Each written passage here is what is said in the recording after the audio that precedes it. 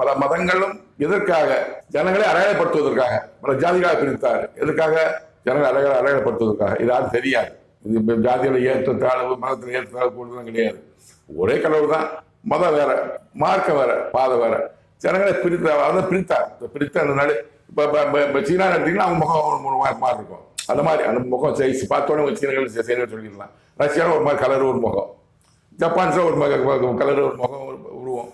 இது கடவுள் தான் பிரித்தார், ஜாதியாக பிரித்தார்.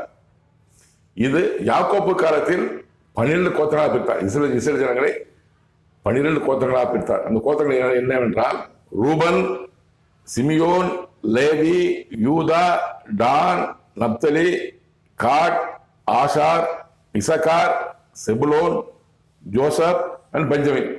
12 கோத்திரங்களாக பிரித்தார். தற்போது பல காலங்களாக பிரிந்து வந்தது. தற்போது